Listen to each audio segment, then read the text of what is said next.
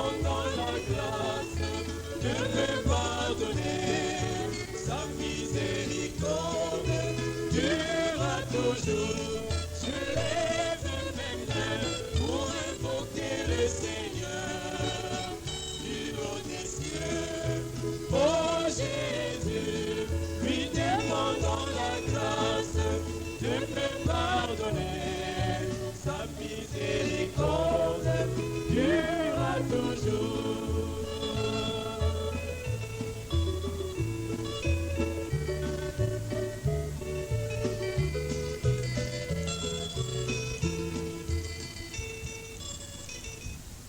Cantique numéro 67, rien mais le sang.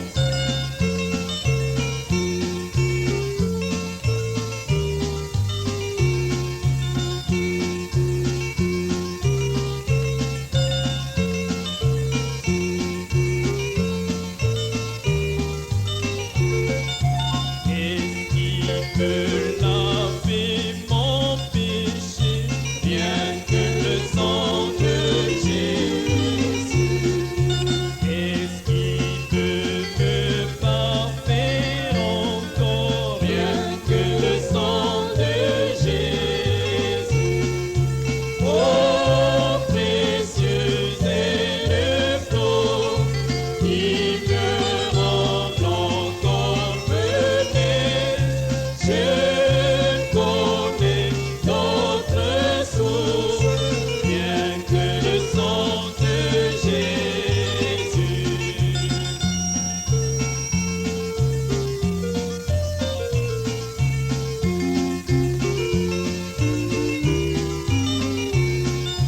Pour ma purité, je ne vois rien que le sang de Jésus. La plaidoirie pour mon pardon, rien que le sang de Jésus. Oh, précieux est le flot qui me rend blanc comme neige. Je ne connais d'autres sources, rien que le sang de Jésus.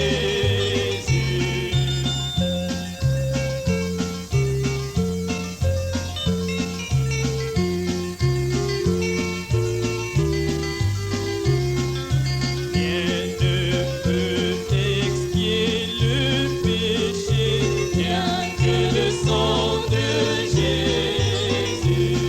Il vient devant que j'ai pu faire, rien que le sang de Jésus. Oh, précieux est le flot qui me rend blanc comme neige. Je connais d'autres sources, rien que le sang de Jésus.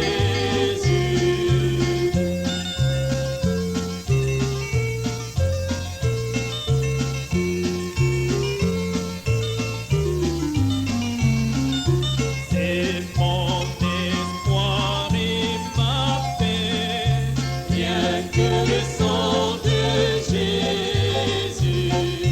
C'est aussi ma justice, rien que le sang de Jésus.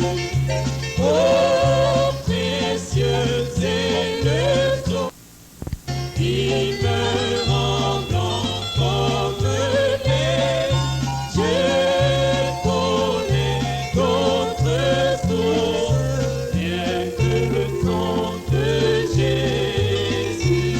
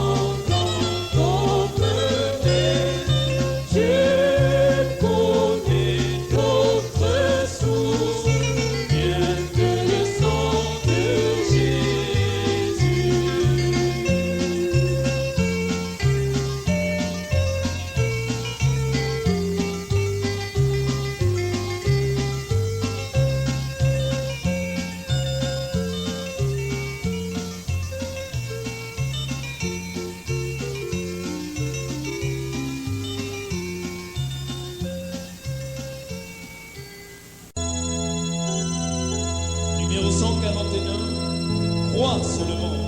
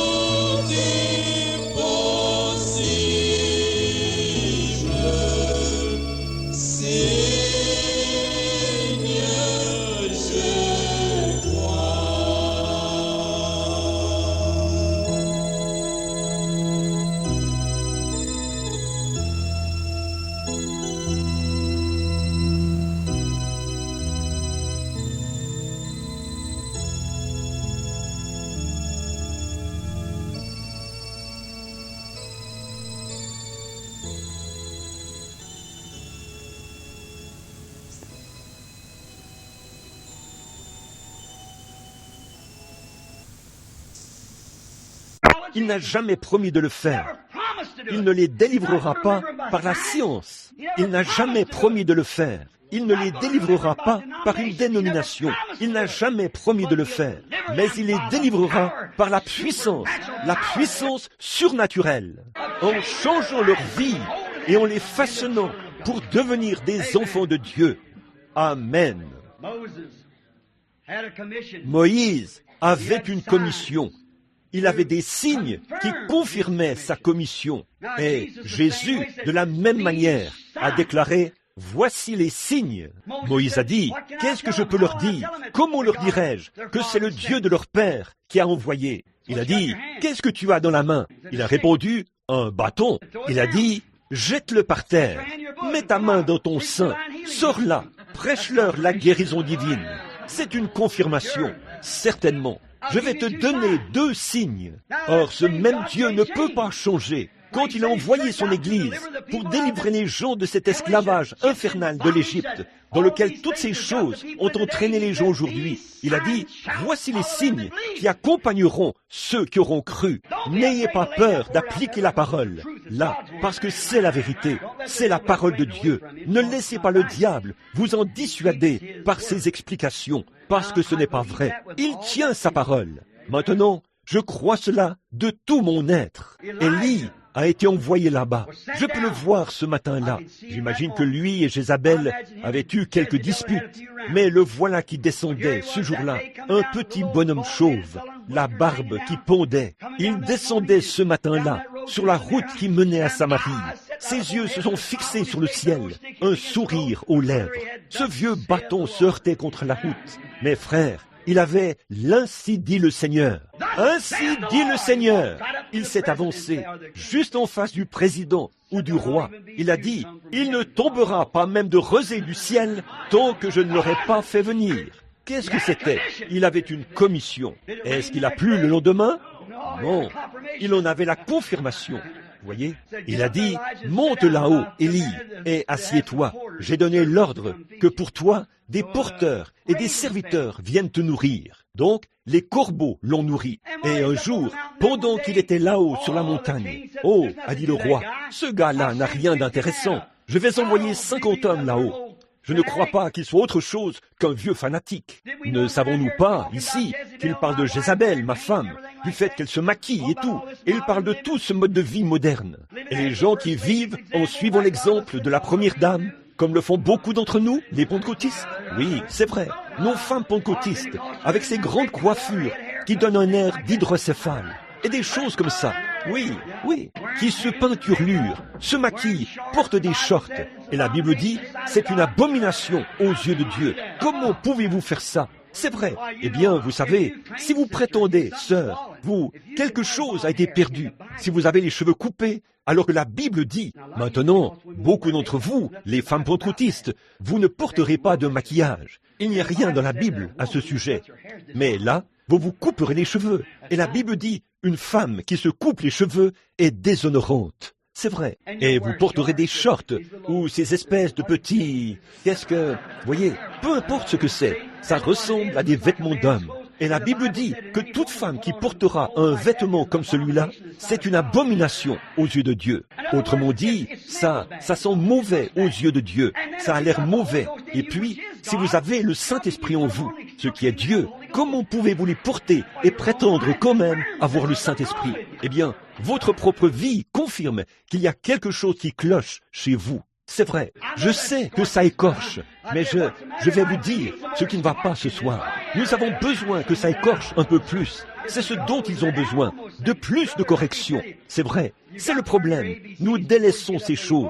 Frères, je vais vous dire une chose. Vous devez apprendre votre alphabet avant de pouvoir monter plus haut. Voyez-vous, c'est tout à fait vrai. Toujours croire que la parole de Dieu est vraie. Peu importe ce que c'est, comparez-le simplement avec cela. Oui, monsieur. Élie était assis au sommet de la montagne, là, et Dieu a dit, maintenant, tu ne seras pas dérangé. Il a dit, je vais t'envoyer là-haut jusqu'à ce que ces gens se repentent. Oh, a dit Akab, nous n'avons pas à nous repentir. Ce vieux fanatique, il ne sait pas de quoi il parle. Il fait partie de ces espèces d'exaltés. Nous, donnez-moi 50 des meilleurs hommes. Montez là-bas et faites descendre ce vieux fanatique. Je peux voir cet officier mandaté dire, oui, monsieur, j'ai reçu la commission que vous m'avez donnée, monsieur. Je vais le ramener tout de suite. Le voilà qui vient, en marchant au pas, le fer qui claque sur le sol, ses grandes épées et ses lances, et 50 des meilleurs hommes de la garde d'Akab avancent en montant la colline, comme ça. Élie est assis là, sous le soleil brûlant. Il regarde autour de lui, comme ça. Ils ont dit, « Hé, nous venons te chercher, mon gars. Nous avons ici notre accréditation. Nous sommes les gardes du corps d'Akab. Nous venons te chercher. Nous allons te ramener avec nous. » Il s'est levé et a dit, « Oui, j'ai aussi une accréditation. Si je suis un homme de Dieu, que le feu tombe du ciel. » Qu'est-ce que c'était? C'était une confirmation. Oui, monsieur, sur la montagne du Carmel, quand il a eu la confrontation entre les faux dieux et le vrai Dieu, il a déposé le sacrifice. Il s'est avancé là et a dit, « Éternel, Dieu d'Abraham, d'Isaac et d'Israël, que l'on sache aujourd'hui que tu es Dieu en Israël, que je suis ton serviteur et que j'ai fait tout ceci sur ton ordre. Prêchez la parole sur ton ordre, Seigneur, par tout le monde, à toute la création. Voici les signes qui accompagneront ceux qui auront cru ton ordre. Maintenant, Éternel, que l'on sache que tu m'as dit de faire ceci, tu m'as donné la commission de faire ceci.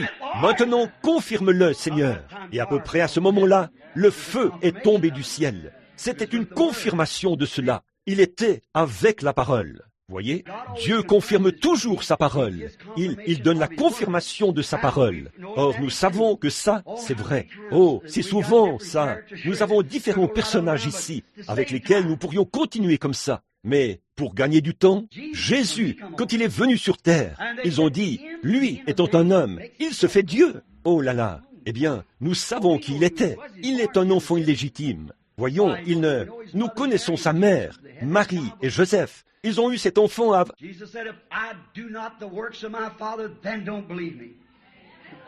Jésus a dit, « Si je ne fais pas les œuvres de mon Père, alors ne me croyez pas. » Vous ne croyez pas que je suis le Messie? Les œuvres que je fais confirment ce que je déclare. Si je ne fais pas les œuvres de mon Père, alors ne croyez pas cela. Mais si je fais les œuvres de mon Père, alors croyez aux œuvres, même si vous ne pouvez pas me croire. C'était une confirmation. Comment cela s'appliquait-il à eux? Certainement, il a dit, Dieu, celui que Dieu envoie, Dieu le protège. Dieu confirme la parole. Si Dieu a envoyé un ambassadeur quelque part pour faire quelque chose, il doit appuyer cette commission. C'est tout à fait vrai. Il a dit, si je ne fais pas les œuvres de mon Père, alors vous ne me croyez pas. Mais a-t-il dit, les œuvres mêmes que je fais confirment ma commission. Amen. Ça leur a vraiment donné un bon coup, n'est-ce pas? Les œuvres que je fais. Oui, monsieur. Si vous ne pouvez pas croire que j'ai été envoyé de Dieu, alors ce que vous devez faire, c'est de croire que les œuvres que je fais, ou que je vous vois faire les mêmes œuvres. Voilà, c'est ça. Si vous ne me croyez pas, ça, oh là là, certains croyaient en lui. Quand la femme au puits a vu son signe messianique, elle a dit, nous savons que le Messie fait cela. Elle est allée dire aux gens, elle a dit, venez voir qui j'ai trouvé, un homme qui m'a dit les secrets même de mon cœur. N'est-ce pas là le Messie? Le brave Nathanaël, quand il est revenu avec Philippe et que qu'il s'est avancé dans la présence de Jésus, et Jésus a dit, voici un Israélite en qui il n'y a point de fraude. Or, c'était un homme qui avait reçu une formation parce qu'il connaissait la parole. Il savait que le Messie serait un Dieu prophète. Alors, il savait que Moïse avait dit ça. L'Éternel ton Dieu suscitera un prophète. Il savait aussi que Dieu avait dit, s'il y en a un parmi vous qui est spirituel ou prophète, moi, l'Éternel, je le confirmerai. Ce qu'il dit s'accomplit, alors croyez cela. Voyez, il voulait voir s'il l'était. Il savait qu'un prophète devait être suscité vers cette époque-là, et il voulait savoir qui il était. Alors, il s'est avancé en présence de Philippe, et Philippe lui a dit ce qu'il devait faire. Ou plutôt, Philippe l'a emmené dans la présence de Jésus. Et quand il s'est avancé devant Jésus, Jésus a dit, « Voici un Israélite en qui il n'y a point de fraude. D'où me connais-tu, Rabbi ?» Il a dit, « Avant que Philippe t'appelle, quand tu étais sous l'arbre, je t'ai vu. » Il a dit, « Rabbi, tu es le Fils de Dieu. » Voilà son accréditation. Une femme au puits, quand il l'a trouvée là, au puits, il a dit, « Apporte-moi à boire. » Elle a dit, ce n'est pas la coutume. Tu t'écartes complètement de notre tradition ici. Nous avons une ségrégation. Nous, les Juifs et les Samaritains, nous n'avons aucune communion les uns avec les autres. Toi, qui es un homme, un Juif, et moi, une Samaritaine. Comment se fait-il que tu me demandes de te rendre service, de t'apporter à boire? Il a dit, femme, si tu savais à qui tu parles, c'est toi qui me demanderais à boire. Et elle a dit, eh bien, le puits est profond. Tu n'as rien pour puiser. Il a dit, l'eau que je donne n'est pas dans ce puits. Cela a continué. La conversation a duré un moment, voyez, jusqu'à ce la chose qu'il essayait de faire, contacter son esprit. C'est alors qu'il a découvert quel était son problème. Il a dit, va chercher ton mari et viens ici. Il voulait qu'elle sache qui il était. Il a dit, va chercher ton mari et viens ici. Elle a dit, je n'ai point de mari. Il a dit, c'est vrai. Tu en as eu 5, et celui avec qui tu vis maintenant n'est pas ton mari. Elle a dit, Seigneur, je vois que tu es prophète. Elle a dit, nous savons que le Messie, quand il viendra, il fera cela. Il a dit, je le suis, moi qui t'ai parlé. Elle est entrée dans la ville. Cela lui a été confirmé. Elle est allée dans la ville et a dit, venez voir un homme qui m'a dit ce que j'ai fait. Ne serait-ce point le Messie? N'est-ce pas là une confirmation qu'il l'est? Jésus a dit, les œuvres mêmes que je fais confirment ma commission. C'est vrai, Dieu l'a envoyé. C'est lui qui devait être ce prophète. Vous savez, on a demandé à Jean, es-tu Élie? Es-tu l'un des prophètes? Es-tu le prophète qui devait venir? Jean a dit, je ne le suis pas, mais il est au milieu de vous, quelque part. Il démontrera ce qu'il est quand il viendra, car Dieu le confirmera. C'est tout à fait vrai. Si un homme est envoyé de Dieu, Dieu est tenu de confirmer cette personne. C'est tout à fait vrai qu'il est envoyé. Oh oui, une confirmation. L'homme qui était né aveugle avait un témoignage très convaincant qu'il était le Messie.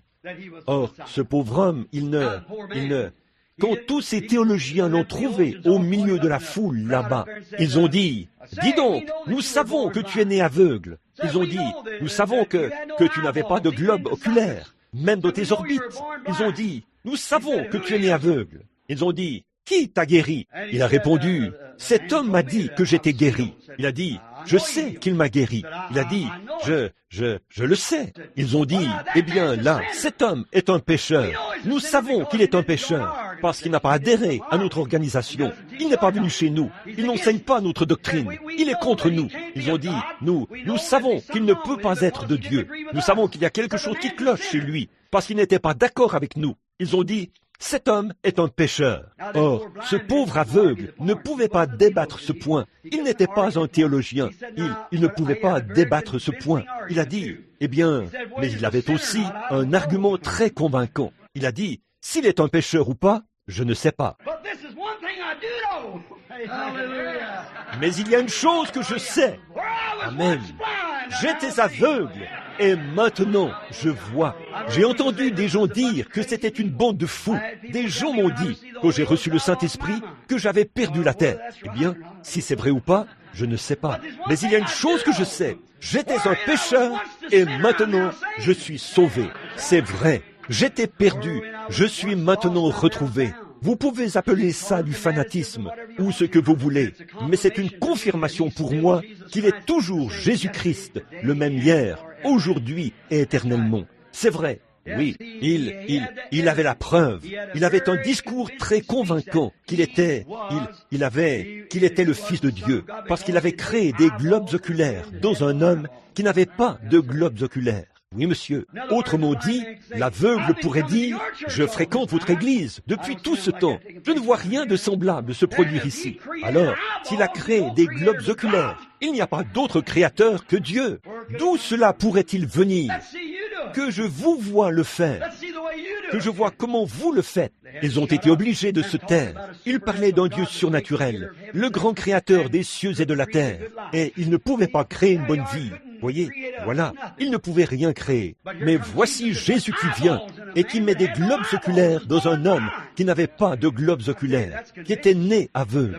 Je vous le dis, c'est convaincant. C'est à l'usage que l'on peut juger de la qualité d'une chose. C'est tout à fait vrai. Donc, il avait la preuve qu'il existait. C'est vrai, j'imagine Paul là-bas, cette nuit-là, alors qu'il y avait 14 jours et 14 nuits, qu'il n'y avait ni lune, ni étoile, ni rien, là-bas sur la mer. Le pauvre homme qui traînait ses chaînes sur le pont de ce vieux bateau plein d'eau, qui était sur le point de sombrer. Ils avaient jeté toute la nourriture et tout par-dessus bord. Et les marins n'avaient pas mangé depuis bien des jours. Et il traînait ses chaînes en parlant d'un Jésus qui avait vécu, en parlant d'un Jésus qui avait été crucifié. J'imagine que ces soldats et ces marins ont dit « Oh, miséricorde, tais-toi !» Ils continuaient simplement à marcher de long en large, en disant « Mais vous savez, il est le même hier, aujourd'hui et éternellement », en marchant comme ça, sur le pont, en tirant ses chaînes. Ils ont dit « Regardez ce gars enchaîné, un gars qui s'en va vers César, là-bas, à Rome, pour être condamné. Cet homme doit mourir. » Et là, il parle de quelque chose au sujet de la religion. « Oh, tais-toi !» Et ils ont continué à faire ce qu'ils pouvaient. Mais un soir, alors qu'il n'y avait plus d'espoir, oh là là, chaque fois qu'il y avait un éclair, une vague, 10 000 démons se posaient sur ses mers. Ils disaient « Nous t'avons maintenant, Paul. Oh, tu vas reprendre tes paroles. » Non, monsieur, il est le même, hier, aujourd'hui et éternellement. C'est vrai, je sais qu'il m'a dit d'aller à Rome. Le voici, il est ballotté, le bateau est sur le point de sombrer. Pensez-y, le soleil, la lune ou les étoiles n'avaient pas brillé depuis 15 ou 14 jours. Ça, c'est être en mauvaise posture. Un vieux bateau plein d'eau et tout est sur le point de sombrer. Et tout. Il se tenait là, dans la coque du bateau, un soir. Sans doute qu'il priait, et une vision est venue. L'ange du Seigneur lui est apparu et lui a dit « Ne crains point, Saul, tout va bien. Le voilà qui arrive. Il monte en courant, avec une commission, en secouant ses chaînes, et dit « Prenez courage, ayez une foi solide, car le Dieu que je sers a envoyé son ange hier soir. J'ai eu une vision, et il m'a dit de ne rien craindre, parce que personne ne perdra la vie sur ce bateau. C'est pourquoi, frères, prenez un peu de nourriture et réjouissez-vous. Tout va bien. » J'imagine qu'ils ont eu une drôle d'impression. Mais quand ils ont vu que le vieux bateau était bien arrivé au port, là-bas, cela confirmait que Paul avait été envoyé par Dieu et qu'il savait de quoi il parlait. Dieu l'a confirmé. S'il y en a un parmi vous qui est prophète et que ce qu'il dit arrive, alors écoutez-le, car je suis avec lui. C'est vrai, quand les indigènes sur cette île, les insulaires, quand ils l'ont vu ramasser des morceaux de bois, ils ont dit « Ce doit être un terrible meurtrier, avec toutes ses chaînes sur lui. » Le pauvre petit Paul, qui était sur le point de geler, et ses vêtements tout mouillés, il est allé là et a ramassé un tas de morceaux de bois, et il s'est mis à les mettre au feu. Et un serpent l'a mordu à la main. Cela l'aurait tué. Oh, en un instant, Paul l'a regardé comme ça, et il a dit « Oh Dieu, tu m'as dit qu'il fallait que j'aille à Rome. » Il l'a secoué pour le faire tomber dans le feu, puis il est retourné chercher d'autres morceaux de bois. Les gens ont dit « Regardez-le bien, tombé mort. » Quelques minutes plus tard, ils ont changé d'idée. Pourquoi? Sa commission avait été confirmée. Ils ont dit « C'est un Dieu qui est descendu du ciel. » Voilà, il avait la confirmation, parce que Jésus a dit, ils marcheront sur la tête des serpents et des scorpions, et rien ne leur fera du mal. Oui, monsieur, il avait la preuve pour le démontrer. Maintenant, il faut que je me dépêche, mes amis. Je resterai ici avec vous toute la nuit, comme ça. Mais juste encore quelques points. Bon, le prophète a dit, il viendra un jour qu'on ne pourra appeler ni jour ni nuit. Un jour sombre, de brouillard, brumeux. Mais, a-t-il dit, vers le soir, la lumière paraîtra. C'est vrai, le soleil se lève à l'est et se couche à l'ouest. S-O-L-E-I-L. La civilisation a voyagé de l'est vers l'ouest. Mais quand le F-I-L-S s'est levé, la lumière est descendue sur les gens de l'Orient. Maintenant, nous avons eu un jour d'organisation, de dénomination, et les gens ont accepté Christ, et ils ont eu assez de lumière pour savoir qu'il était Dieu, et ils ont marché dans la lumière, et ainsi de suite. Ils ont construit des églises, de belles cathédrales, des écoles, et ainsi de suite. C'était très bien, mais souvenez-vous, il a été promis que tous les nuages se dissiperaient au temps du soir. C'est maintenant le temps du soir.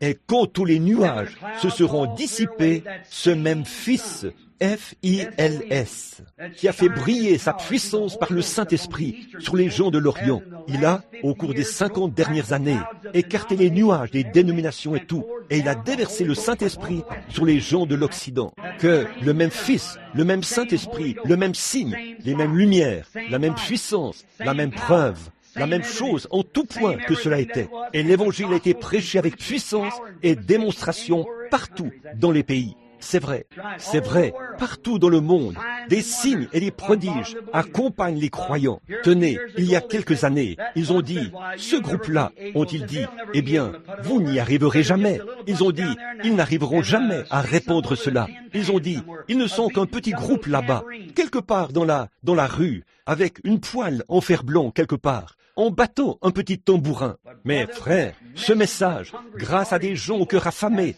qui ont sacrifié leur nourriture pour leurs enfants et tout le reste, ils ont parrainé ces missionnaires, si bien qu'il est allé de l'Est, de l'Ouest, du Nord, du Sud.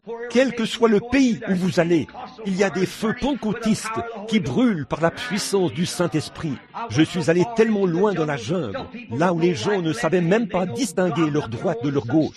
Ils ne connaissaient pas plus Dieu qu'ils ne connaissent les statues là. C'est vrai, je me tenais là et je présentais exactement la parole. Ensuite, le Saint-Esprit a opéré les signes et a montré, a dit aux gens qui ils étaient, dévoilé les secrets de leur cœur, leur a montré que Jésus a dit, vous ferez, vous aussi, les œuvres que je fais. Cet homme, je ne connais pas son nom, mais je vais l'épeler. Et vous, interprétez cela pour moi. Il fallait que j'épelle peut-être tant de lettres pour arriver à le dire comme ça. Amen, c'est vrai. Il s'asseyait et regardait. Je disais, maintenant, Jésus a dit, vous ferez, vous aussi, les œuvres que je fais. Ça, c'était son signe messianique. Et Jésus est si près de venir sur la terre maintenant que sa puissance a commencé à s'emparer des gens pour terminer l'œuvre en eux, les préparer pour être l'épouse, les préparer à être enlevés dans l'enlèvement. Une église qui conviendra parfaitement, qui sera enlevée. Par sa puissance, il fera sortir de la terre tous les autres qui sont nés de nouveau.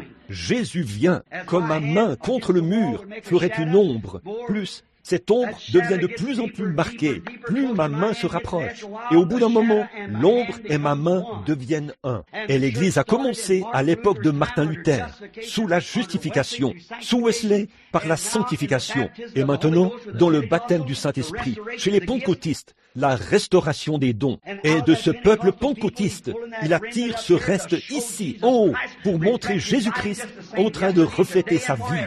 Exactement le même hier, aujourd'hui et éternellement. Exactement, quand brillent les lumières du soir. C'est exact. Regardez là, un signe scientifique. Nous l'avons juste là-bas, à Washington, D.C., cette même colonne de feu. Combien ont déjà vu cela? Ces lumières, certainement, partout. Voyez, cette même colonne de feu qui a rencontré Paul sur le chemin de Damas. Jésus, quand il était sur terre, tout le monde sait que Christ, que la colonne de feu, l'ange du Seigneur, qui a fait sortir Israël d'Égypte pour aller dans le pays promis, c'était l'ange de l'Alliance. Tout le monde sait ça, certainement. Eh bien, c'était Christ.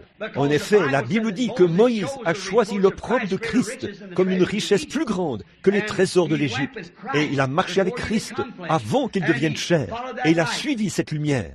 Jésus, quand il était sur terre, il a dit, je viens de Dieu et je vais à Dieu. Ils l'ont crucifié. Il était le Sauveur qui est mort pour nos péchés. Et on l'a enseveli. Il est ressuscité et monté en haut. Et quelques mois plus tard, Paul était en route vers Damas. Et il était terrassé par une lumière. Un groupe de soldats était avec lui.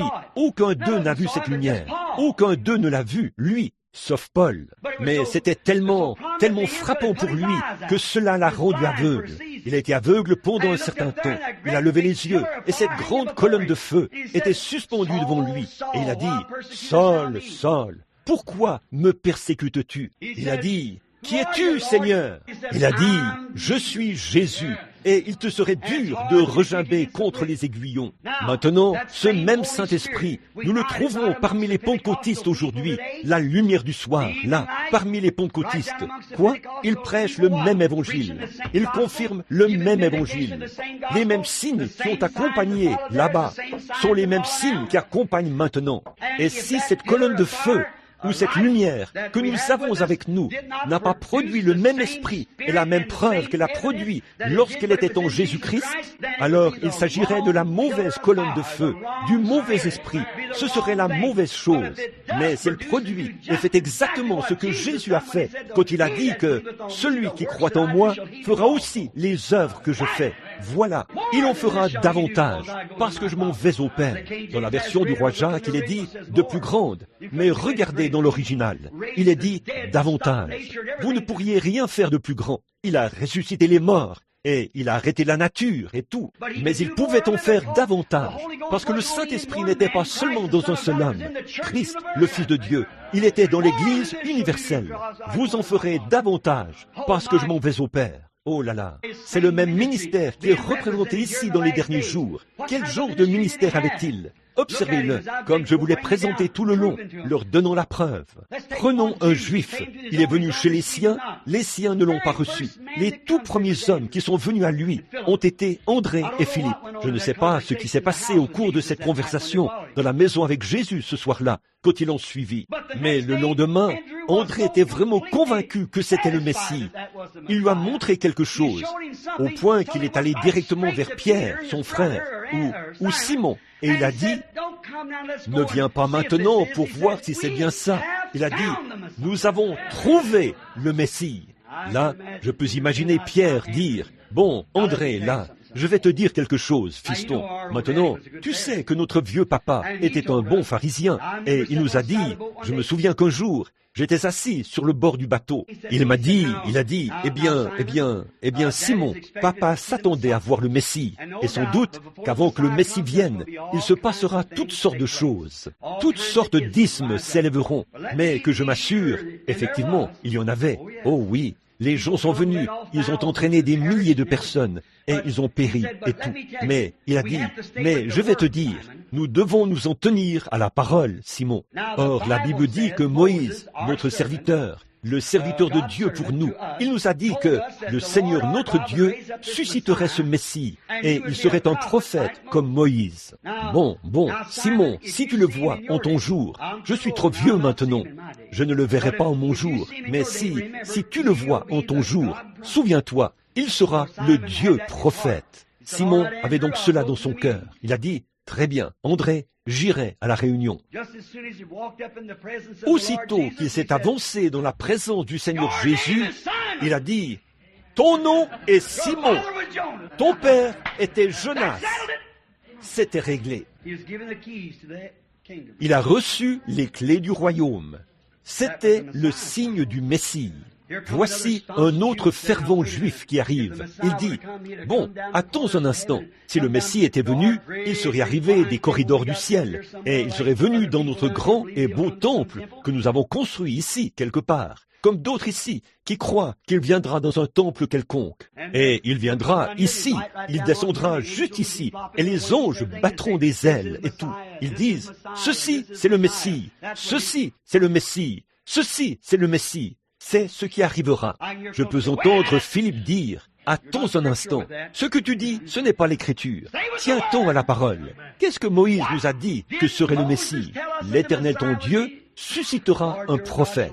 Tu te souviens de ce vieil homme qui avait l'habitude d'être là-bas, du nom de Pierre, Simon? Oui. Oh, ce vieil homme n'avait pas d'instruction? Oui, je me souviens de lui. Oui. Je me souviens de lui. Tu lui as acheté du poisson et il ne pouvait pas signer ton reçu. Oui, eh bien, je me souviens de lui. Je me souviens de lui, oui. Eh bien, quand il s'est approché, tu connais son père? Eh bien, certainement. Bien sûr, je connaissais très bien son père. C'était un vrai pharisien, oui, un vrai érudit. Oui, eh bien, quand Simon s'est avancé devant lui, il lui a dit quel était son nom et quel était le nom de son père. Ah, maintenant, je crois que tu as perdu le nord. Je vais y aller pour voir. Il ne lira jamais dans ma pensée. Je vais aller vérifier ça. Il s'est avancé là, dans la présence de Jésus. Et Jésus a dit, voici un Israélite en qui il n'y a point de fraude. Il a dit, lui as-tu dit que tu venais me chercher? Il a dit, non. Il a dit, Rabbi, ce qui veut dire maître ou docteur. Quand m'as-tu déjà vu? Je viens d'arriver à cette réunion ce soir. Quand m'as-tu déjà vu? Il a dit, avant que Philippe t'appelle, quand tu étais sous l'arbre, je t'ai vu. quels yeux! Il a dit, « Rabbi, tu es le Fils de Dieu, tu es le roi d'Israël. » Mais il y avait là ces grands frères dénominationnels qui se tenaient là. Ils ont dit, « Vous savez quoi? Il fait ces choses par Belzébul. » Vous voyez, ils devaient rendre des comptes à leur assemblée. Ils avaient une accréditation terrestre. Il en avait une céleste, vous voyez, parce que Moïse a dit, il sera un prophète. Et il était là, démontrant qu'il était un prophète. C'est vrai, il était confirmé. Sa commission était confirmée. Alors il a dit, bon, je sais que cet homme fait ça, mais il fallait qu'il rende des comptes à son assemblée. Il a dit, c'est par Belzébul qu'il fait ceci. Il chasse les démons. Jésus s'est retourné. Il connaissait leurs pensées. Il a dit, si vous dites cela contre moi, le Fils de l'homme, je vous pardonnerai pour cela. Là, ils ne l'ont jamais dit à haute voix. La Bible dit, ils pensaient cela dans leur cœur et ils connaissaient leurs pensées. Jugez cela correctement. Oui, monsieur. Il a dit, ils pensaient dans leur cœur. Voyez, ils connaissaient leur cœur, leurs pensées. Il a dit, maintenant, si vous dites cela contre moi, le Fils de l'homme, je vous pardonnerai. Mais un jour, tout là-bas dans le monde des nations, voyez, le Saint-Esprit viendra après mon départ, et il fera la même chose. Et de prononcer un seul mot contre lui ne sera jamais pardonné, ni dans ce siècle, ni dans le siècle à venir. Avant qu'il quitte la terre, il a dit ceci. Il a dit, ce qui arriva du temps de Sodome arrivera de même à l'avènement du Fils de l'homme. Je veux faire cette remarque et terminer. Ce qui arriva du temps de Lot, là-bas, à Sodome. Voyons ce que c'était. Il a d'abord fait référence au temps de Noé. Il a dit ce qu'ils faisaient. Ils mangeaient, buvaient, se mariaient leurs enfants. Mais quand il a parlé de Sodome, regardez ce qu'il a fait du temps de Sodome. Sodome, il a fait référence à cela pour cet âge-ci. Maintenant, souvenez-vous, les Sodomites étaient des gens des nations. Voyez, remarquez. Et un jour, 3 hommes sont venus à Abraham. Il y a toujours 3 catégories de gens. Ce sont les incroyants, les soi-disant croyants et les croyants. Nous les avons encore aujourd'hui, c'est vrai. Les incroyants, les soi-disant croyants et les croyants. Les sodomites, les lotites et les abrahamites. Abraham avait la promesse. Il était le groupe élu, appelé à sortir, qui s'était séparé, comme la vraie Église du Dieu vivant, qui s'est séparée des choses du monde. Parce qu'il s'appuyait sur la promesse de Dieu. À qui les anges sont-ils venus, premièrement? À Abraham. Qu'est-il arrivé? 2 d'entre eux sont descendus à Sodome, des Billy Graham modernes, là-bas à Sodome. Ils ont prêché l'évangile, n'ont pas fait beaucoup de miracles. Ils les ont simplement frappés d'aveuglement. La prédication de la parole les frappe d'aveuglement. Donc, ils n'ont pas fait beaucoup de miracles. Mais ils criaient, « Sortez de là !» Mais il y en a un qui a parlé à Abraham. Vous savez, Abraham a eu une drôle d'impression. Vous savez, il y avait quelque chose au sujet de cette personne. C'était un peu différent. Alors, il l'a observé un peu, vous savez, et il a dit à Sarah, il a dit, « Maintenant, retourne dans la tente. » Bien sûr, à cette époque-là, quand un étranger arrivait, les femmes n'agissaient pas comme elles le font aujourd'hui. Il faut qu'elles sortent tout de suite, qu'elles se présentent là, et qu'elles prennent la place du mari. « Eh, tu ne peux pas vendre ça, Jean, à moins que je te le dise. » Voyez, les femmes avaient plus de décence à cette époque-là. Elles restaient à la maison, voyez-vous. Donc, ils sont allés là-bas, et Sarah est restée dans la tente. Il est alors rentré en courant, il a dit, « Sarah, pétris un peu de farine tout de suite, tamise-la pour en défaire tous les morceaux, fais-en dans l'âtre du pain. » Il est allé chercher un veau et l'a tué, et il s'est avancé. Il leur a dit, « Apprêtez-le maintenant. » Et préparez-le. Il est allé chercher le vieux chasse-mouche, et il s'est mis à chasser les mouches. Et il leur a lavé les pieds. Il savait, il y avait un petit quelque chose qui brûlait dans son cœur. On peut le reconnaître, vous savez, un peu. Il a dit, voilà la commission, je crois. Maintenant, la seule chose, si seulement je peux voir cette commission être confirmée. Je crois qu'ils l'ont. Il a dit, vous savez, vous êtes passé par ici pour me voir. C'est pour cette raison que vous êtes venu par ici. C'était vrai, voyez. Asseyez-vous un peu sous le chêne et reposez-vous. Il leur a donc lavé les pieds pendant qu'on préparait les choses. Ils se sont assis et ont mangé. Et c'était Dieu, le Dieu Tout-Puissant. La Bible a dit que ça l'était. Regardez là-dedans et voyez s'il n'est pas écrit S majuscule E-I-G-N-E-U-R. Elohim. C'est vrai. Comme quelqu'un l'a dit bien des fois, il a dit, vous ne croyez pas que c'était Dieu. J'ai dit, c'était Dieu. La Bible a dit que ça l'était. Il a dit, Dieu dans ce corps qui mange de la chair. Certainement, la Bible dit, vous ne vous rendez pas compte combien il est grand. C'est vrai, je suis heureux qu'il puisse faire ça. Eh bien, la seule chose, vous savez, c'est que nous sommes composés de 16 éléments. Du pétrole, de la lumière cosmique, du calcium, de la potasse, et quelques éléments comme ça. Eh bien, il a simplement tendu la main, et on a pris une poignée. Il a fait « Entre là-dedans, Gabriel ». Voyez, l'ange. Il en a pris une autre poignée. Il a fait « Il a dit « Entre là-dedans, Michel ». Il a fait « Il y est entré lui-même ». J'en suis si heureux. Voyez, il s'est avancé. Il a dit « Je descends là-bas ». C'est notre Dieu. Un de ces jours, tous ces éléments disparaîtront. Mais il dira « William Branham ?» Je dirai « Me voici, Seigneur !» Il est grand, oui. Il a dit « Je dois me présenter devant mon serviteur là-bas, et je veux être un homme comme lui. » Alors, il est simplement descendu, s'est assis là, de la poussière sur ses vêtements. Il s'est assis et il a mangé. Il s'est assis. Il ne cessait de regarder en direction de Sodome. Vous savez, Abraham savait qu'il y avait quelque chose qui n'allait pas, parce que c'est un endroit où il y avait beaucoup de méchanceté, vous savez. Alors, il y pensait constamment, comme ça. Il a dit, maintenant, souvenez-vous, son nom avait été Abraham, et le nom de Sarah avait été S-A-R-A-I, tréma, Sarai. Et quelques jours auparavant, Dieu l'avait rencontré dans une vision et avait changé son nom en Abraham, et son nom à elle en Sarah, S-A-R-A, Sarah, princesse, Abraham, père de nations. Alors il a dit, Abraham. Abraham a dit, oh, je sais que j'avais raison. Il y a quelque chose chez cet homme qui est différent. Abraham, où est ta femme? S-A-R-A. Sarah, où est ta femme? Sarah. Il l'a su tout de suite. Oh, a-t-il dit, elle est dans la tente. Et la Bible dit, c'était derrière lui. La tente derrière lui. Il a dit, Abraham, un pronom personnel, celui-là même qui lui avait parlé, je vais te visiter à la période de la vie, tu vois, avec Sarah, et vous aurez ce bébé que vous avez attendu. Tu as 100 ans maintenant, et elle en a 90, mais je vais te donner ce bébé que je t'ai promis, parce que tu as été fidèle dans la tente. Et Sarah, là derrière, dans la tente, elle a dit, elle ne l'a jamais dit à haute voix, elle a ri en elle-même. Elle a dit, moi, une vieille femme, avoir encore du plaisir, et mon Seigneur vieux comme ça? Elle a dit, c'est tout simplement impossible. Ce gars-là, de quoi parle-t-il? L'ange a dit, pourquoi Sarah a-t-elle ri? Qu'est-ce que c'était? Il s'est dirigé vers Sodome. Immédiatement après la visitation de cet ange, ce dernier signe qui était donné, le dernier signe qui était donné, Sodome a brûlé. Jésus a dit, ce qui arriva du temps de Sodome arrivera de même à l'avènement du Fils de l'homme.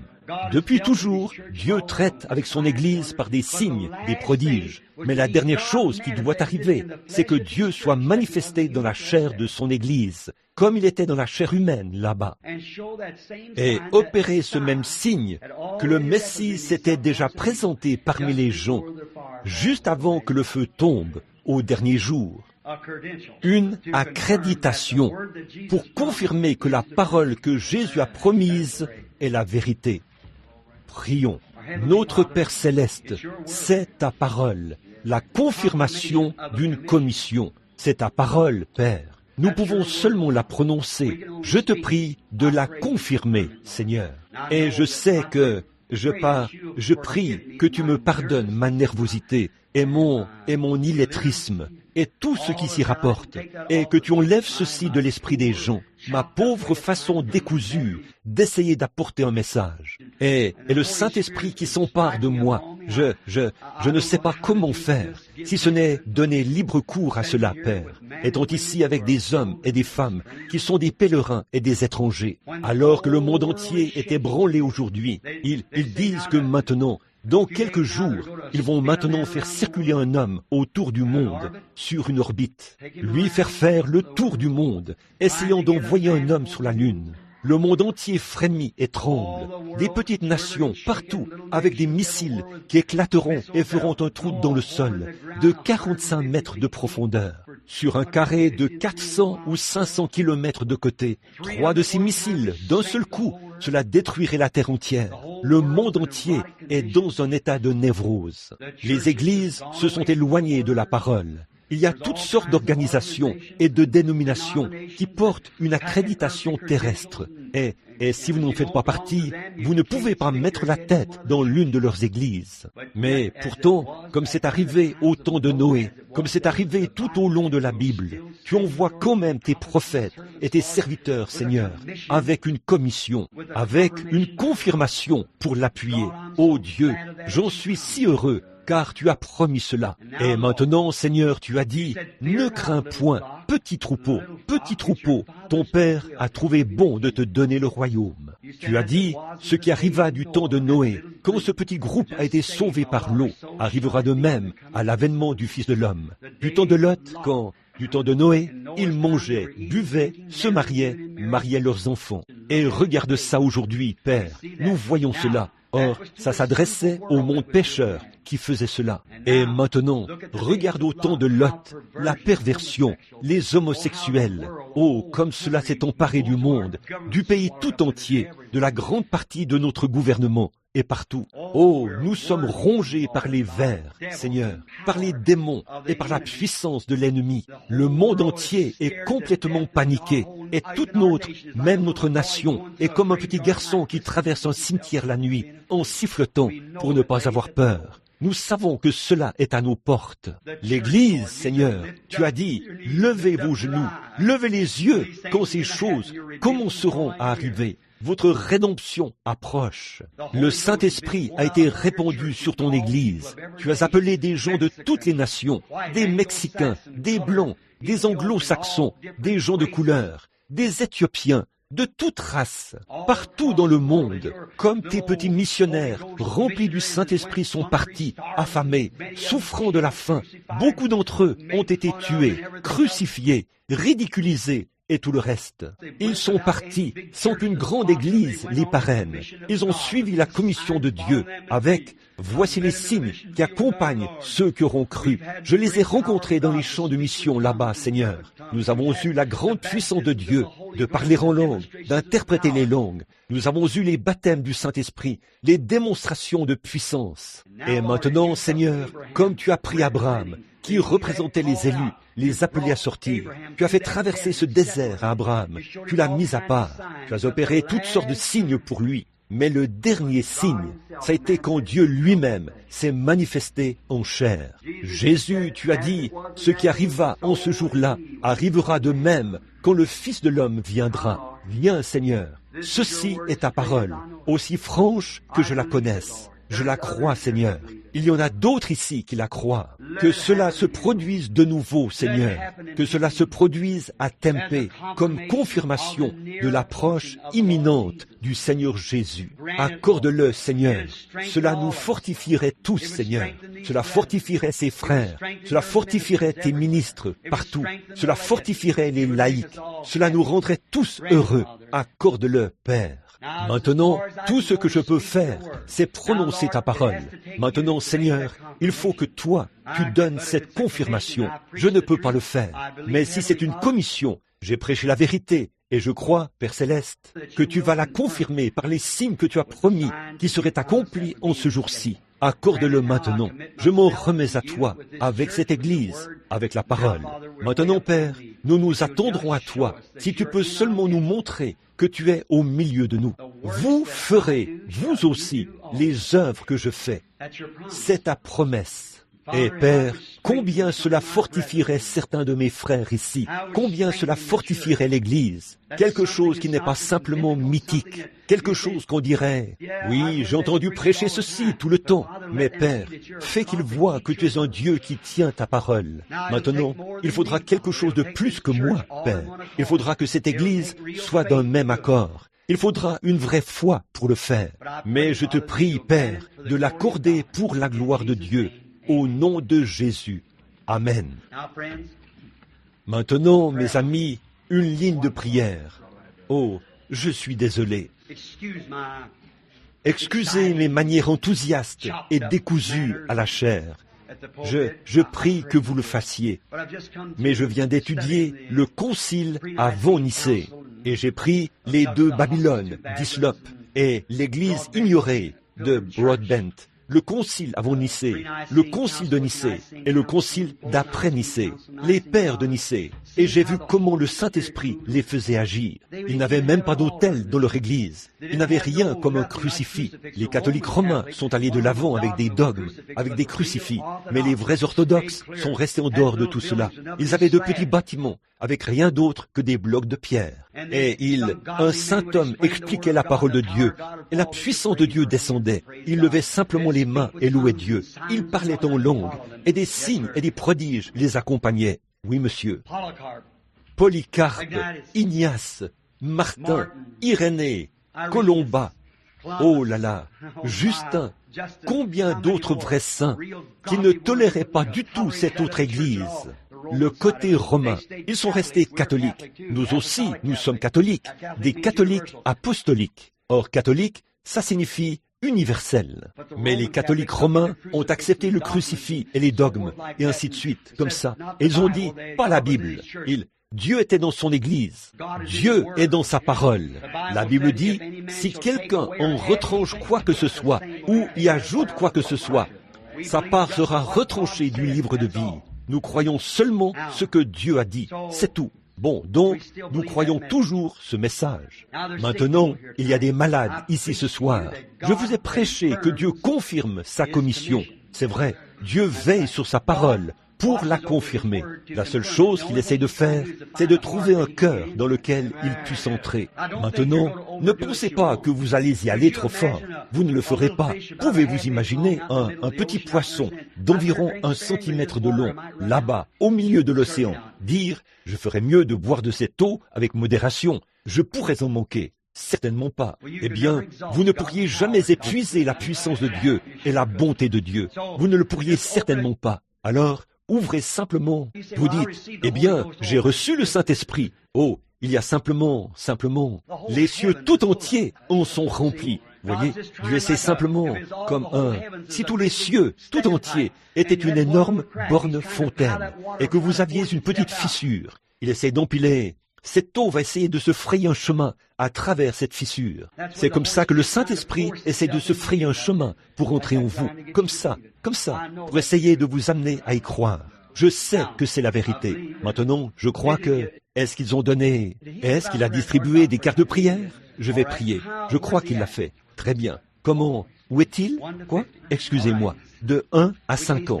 Très bien. Nous ne pouvons pas les faire lever tous en même temps. Alors, faisons-en lever peut-être. Bon, c'est très bien. Restez là. Déplacez simplement. Peut-être que les gens dans cette petite rangée-ci peuvent reculer, afin qu'il y ait un peu d'espace pour se déplacer. Il y a un verre d'eau, je crois. Posez-la. Faites attention. Très bien. Prenons le numéro 1, 2, 3, 4, 5, 6, 7, 8, 9, 10. Qu'il se lève. Numéro 1. Qui l'a? La carte de prière, numéro 1. C'est simplement une carte de prière avec un numéro dessus. Numéro 1, 2, 3, 4, comme ça. Numéro 1, la carte de prière. Qui a cette carte? Il y a certainement quelque chose qui cloche. Dites-le en espagnol. Comment dit-on le numéro 1 en espagnol? Uno. Qui a cette carte? Numéro 1. Que dites-vous? Très bien. Juste ici. Numéro 2. Qui l'a? Numéro 3, 4, 5, 6, 7, 8. 1, 2, 3. Tenez-vous juste ici. Nous formerons une ligne. Hein? Oui, c'est très bien. Très bien. C'est très bien. Très bien. 1, 2, 3, 4, 5, 6, 7, 8, 9, 10. Qu'ils s'avancent. Venez de ce côté-ci, si vous le voulez bien. Si vous ne pouvez pas vous lever maintenant, levez la main. Nous veillerons à ce que vous veniez ici. Nous y veillerons. Quelqu'un va vous porter jusqu'ici. Voyez? 6, 7, 8, 9, 10, 11, 12, 13, 14, 15, 16, 17, 18, 19, 20. Qu'ils s'avancent. De 1 à 20 maintenant. Mettez-vous en ligne ici. Très bien. C'est ça. Maintenant, si vous avez vos cartes, avancez-vous, mes amis. Ne restez pas là où vous êtes, parce que vous empêchez quelqu'un d'autre d'en profiter. Voyez-vous? N'ayez pas peur de venir. Si vous avez pris votre carte, venez, si on vous donne une carte. Maintenant, mon garçon vient d'abord avec ses cartes. Il se tient ici et les mélange. 50 ou 100 ou quoi qu'il fasse. Il va jusqu'au bout de la ligne, en donne à n'importe qui. Une personne pourrait avoir 1, l'autre 10, l'autre 50, et l'autre 90, comme ça. Nous ne savons pas où elles sont. Elles sont toutes dispersées. Ça fait en sorte que mon garçon ne sait pas ce qu'il en est. Alors, mon garçon ne sait pas à partir d'où je vais appeler ce soir-là. En effet, vous voyez, je ne le sais pas moi-même. Je pourrais commencer. Combien ont déjà assisté à des réunions et savent que je saute d'un numéro à l'autre? C'est très bien, voyez? Alors souvent, les gens ont peur de venir parce que leurs péchés sont dévoilés ici. Maintenant, si vous avez fait quelque chose de mal et que vous ne voulez pas que ce soit dévoilé, vous feriez mieux de ne pas venir, c'est tout, parce qu'il le fera certainement. Ah oui. Combien savent que c'est vrai? Oui, monsieur. Certainement que c'est vrai. Maintenant, si vous vous sentez culpabilisé et sous l'emprise du péché, eh bien, ne venez surtout pas. Mais si vous ne l'êtes pas, si vous êtes sous le sang, venez. Voyez? Très bien. Bon, très bien. Eh bien, nous allons commencer ici et voir jusqu'où nous pouvons aller. Maintenant, combien ici sont malades et sont venus mais n'ont pas reçu de carte de prière? Vous êtes arrivés trop tard ou quelque chose comme ça. Levez la main. Partout dans la salle. Très bien, vous n'avez pas de carte de prière. Or, une petite femme était passée dans une foule. Peut-être qu'elle n'avait pas de carte de prière, mais elle a touché le bord de son vêtement. C'était réglé. Très bien. Elle a touché le bord de son vêtement et elle était guérie. Maintenant, vous, dans l'auditoire, qui croyez de tout votre cœur, vous qui croyez réellement ceci de tout votre cœur, dites simplement, Seigneur Jésus, je crois ceci de tout mon cœur, et je vais t'accepter, et je crois que, je sais que frère Branham ne me connaît pas, ou qu'il ne sait rien à mon sujet, et si seulement tu me permets de toucher ton vêtement, eh bien la Bible dit, maintenant, les ministres en témoigneront. La Bible dit que Jésus-Christ est maintenant même un souverain sacrificateur qui peut compatir à nos faiblesses. Est-ce vrai? Un souverain sacrificateur qui peut compatir à nos faiblesses. Il l'est maintenant même.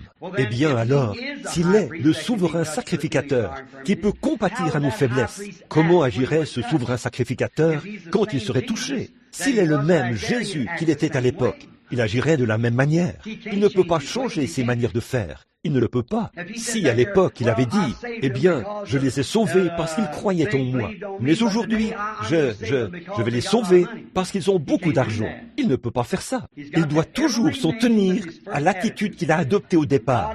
Voyez, quand Dieu prend une décision, elle est parfaite. Elle ne peut jamais être changée. Plus jamais. Dieu ne change jamais son programme. Voyez. Alors, s'il est le souverain sacrificateur qui peut compatir à nos faiblesses et que vous l'avez touché avec votre foi, or, il n'a pas d'autre main sur la terre que la mienne et la vôtre. Pas vrai? Je suis le cep. Vous êtes les sarments. Or, le cep ne porte pas de fruits, n'est-ce pas? Les sarments portent du fruit. Donc, le cep ne fait que donner l'énergie au sarment. Mais voyez-vous, le sarment, le cep n'est pas fait pour. Voyez, il est dans la gloire. Il est le Saint-Esprit. Or, il ne porte pas le fruit, mais il nous donne l'énergie, à vous et moi, pour que nous puissions nous comprendre les uns les autres, par des voix qu'il parle à travers nous et accomplit son œuvre, pour confirmer la commission qu'il nous a confiée. Vous le comprenez maintenant, tout le monde? Maintenant, priez et dites, Seigneur Jésus, je vais croire ceci de tout mon cœur. Je vais vraiment le croire de tout mon être. Et je crois que tu vas me guérir. Et je vais de tout mon cœur essayer de toucher le bord de ton vêtement, ayant confiance que tu me rétabliras. Maintenant, croyez simplement cela. Ou un bien-aimé. Maintenant, je vais vous demander, avec ce que... Maintenant, vous savez que je suis pentecôtiste. Je crois dans le fait de pousser des cris, de louer le Seigneur. Mais je vais vous demander de faire ceci. Maintenant, quand on s'avance, je veux que vous soyez aussi respectueux que possible. Alors, tenez-vous cachés maintenant. Rejetez tous vos doutes et dites simplement, maintenant, Seigneur, aide-moi.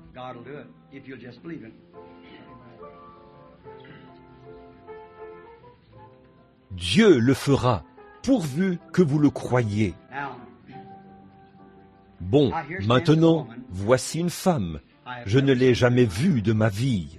Bon, quelle que soit la personne qui est ici, parfois, je ne sais pas ce que je dis. Si ça descend sur moi, c'est une vision. Alors si vous, m'entendez-vous bien maintenant? Très bien. Maintenant, soyez vraiment respectueux. Bon, voici une femme. Bon, voici une belle image de la Bible. Nous sommes des inconnus l'un pour l'autre. Je ne vous connais pas. Eh bien, vous me connaissez peut-être, en sachant que je suis frère Branham. Mais je ne vous connais pas du tout.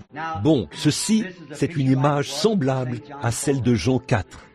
Jésus a rencontré une femme qu'il n'avait jamais vue ou elle ne l'avait jamais connue. Elle savait qu'il était juif, mais c'est tout ce qu'elle savait. Ensuite, Jésus a parlé à cette femme pendant un moment. Qu'est-ce qu'il faisait? Il était en train de contacter son esprit. Voyez, il fallait qu'il passe par la Samarie. Et alors qu'il passait par la Samarie, il a rencontré cette femme. Pourquoi? Le Père l'a conduit en Samarie. Va en Samarie. Il ne savait pas quoi faire. Cette femme est arrivée. Il s'est dit, peut-être que c'est ce que le Père veut. En effet, il a dit, après qu'il avait guéri l'homme qui était infirme, pas infirme, mais je suppose qu'il avait peut-être une maladie qui durait depuis longtemps. Dans Jean 5, le chapitre suivant, je crois que c'est là. Il est allé à la piscine de Bethesda, et il y avait là un homme qui était infirme depuis plusieurs années, qui avait une infirmité. Eh bien, il pouvait marcher, mais un ange descendait et agitait l'eau de la piscine. Vous, les frères, vous savez de quoi je parle. Et alors, Jésus est passé par là. Et l'homme a dit, à propos d'aller dans la piscine, il a dit, je n'ai personne pour m'aider. Quelqu'un peut faire mieux que moi. Il peut me devancer dans la piscine, autrement dit. Il a dit, prends ton lit et va dans ta maison. Il a pris son lit et a poursuivi sa route. Or, Jésus n'a guéri personne d'autre qui était là. Il y avait une foule de gens, ils étaient des milliers. Pourquoi ne l'a-t-il pas fait? Voilà quelque chose pour l'Assemblée, pour nous, les ministres. Un Dieu plein de compassion, pas vrai? Une foule d'estropiés, d'aveugles, de boiteux, de paralytiques, toutes sortes de gens. Est-ce que la Bible dit ça, frère? Et il est allé directement vers un homme qui avait une infirmité. Il n'était pas aveugle. Il pouvait marcher. Il avait peut-être un problème de prostate. Il avait peut-être une tuberculose dont il souffrait depuis longtemps. Ça n'allait pas le tuer. Il en souffrait depuis 28 ans et ça n'allait pas le tuer. Mais il est allé vers cet homme-là. Pourquoi? Alors, il a simplement guéri cela et il est reparti. Et s'il était venu à Tempe ce soir et qu'il avait fait cela, on le critiquerait sur le champ. Pas vrai, frère? On le critiquerait. Mais souvenez-vous, Jésus connaissait cet homme.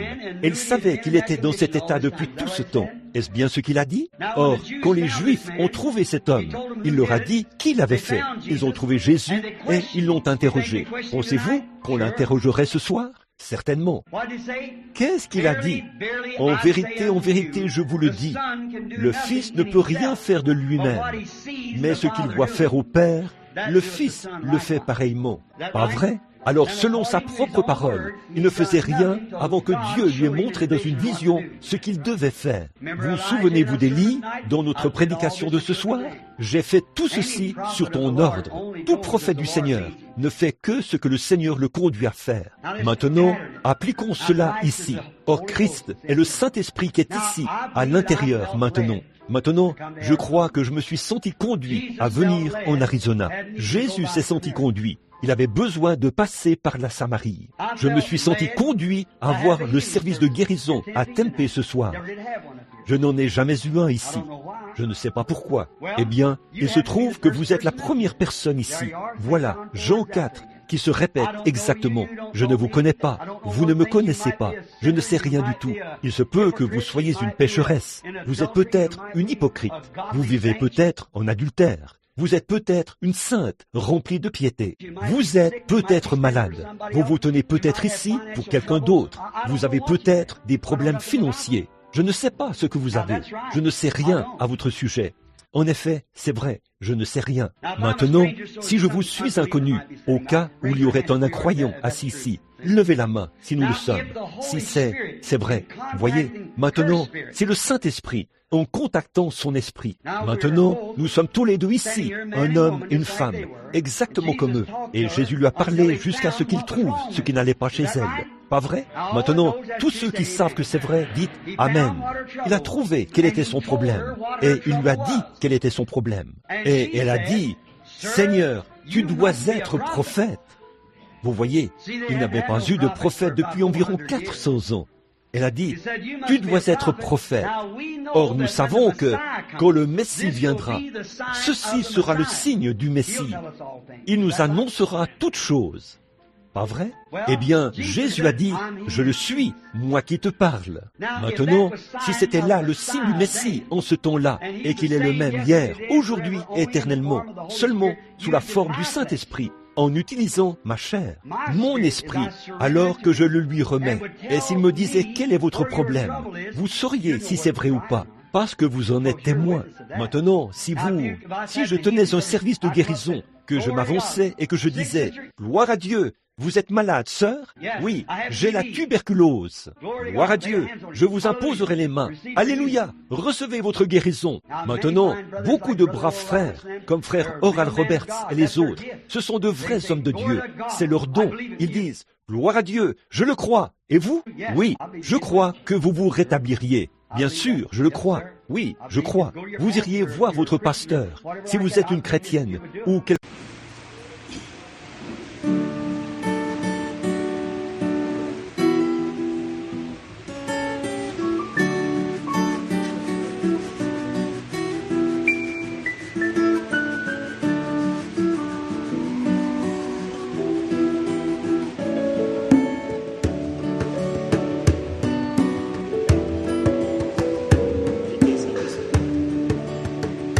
Ceux qui ont voulu encore vivre dans ce monde sans mort, alors qu'ils avaient encore des projets réalisés, à combien plus forte raison que moi, qui n'a rien mérité. Jésus m'a donné encore la vie cette année.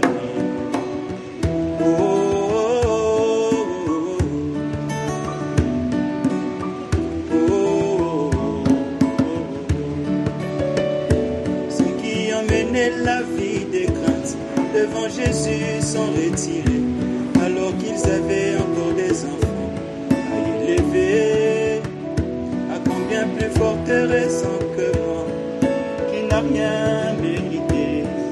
Jésus m'a donné encore la vie ce soir.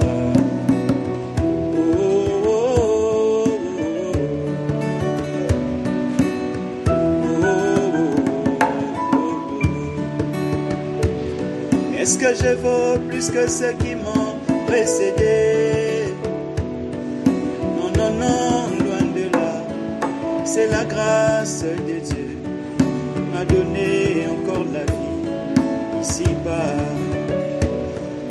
Ne laisse pas abuser de cette grâce. Donne-moi le Saint-Esprit dans mon âme, Seigneur, que je sois Seigneur.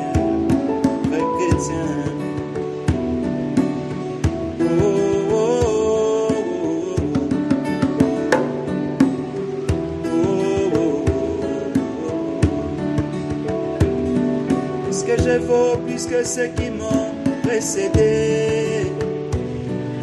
Non, non, non, loin de là. C'est la grâce de Dieu m'a donné encore la vie ici-bas. Est-ce qu'il m'a manqué de maladie?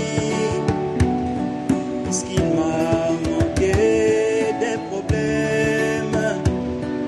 Non, non, non, mon bien-aimé, c'est la grâce de Dieu m'a donné encore la vie ici-bas.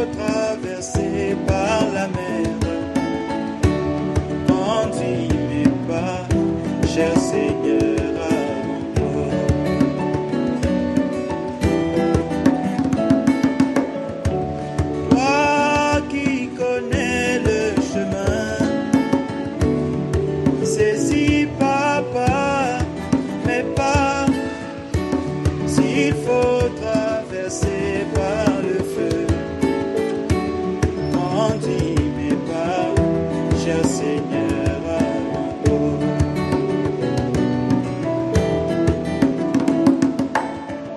Ce chemin est difficile, je ne saurais jamais y marcher seul. Ces chemins est rocailleux, oh. J'ai vraiment besoin de toi. La nuit tombe ainsi, ma foi chancelle. Viens Seigneur, saisis ma pauvre main, car sans toi comme toi-même tu le sais, l'homme ne pourra rien faire.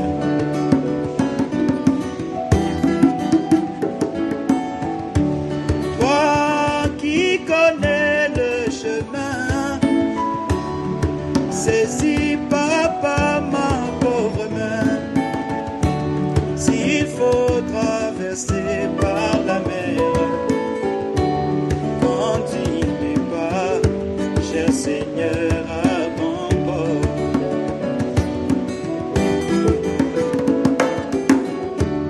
Toi qui connais le chemin, saisis papa mes pas. S'il faut traverser par le feu, conduis mes pas, cher Seigneur, avant toi.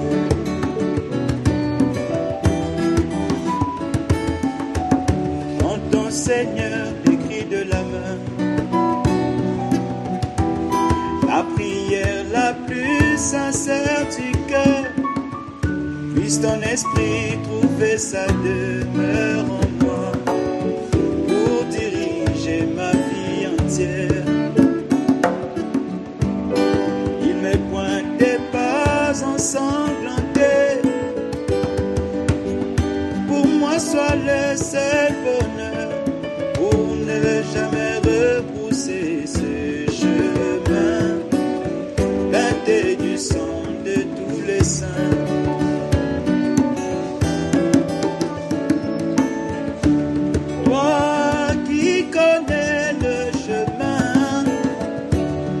Saisis papa ma pauvre main. S'il faut traverser par la mer, conduis mes pas, cher Seigneur, à bon port.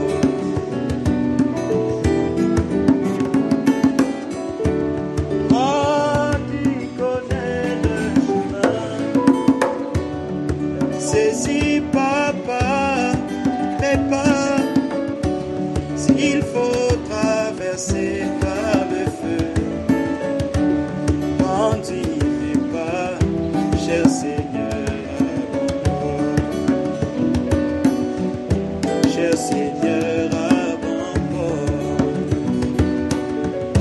Cher Seigneur, avant toi. Cher Seigneur, avant toi. Cher Seigneur, avant toi. Oui, mon Jésus.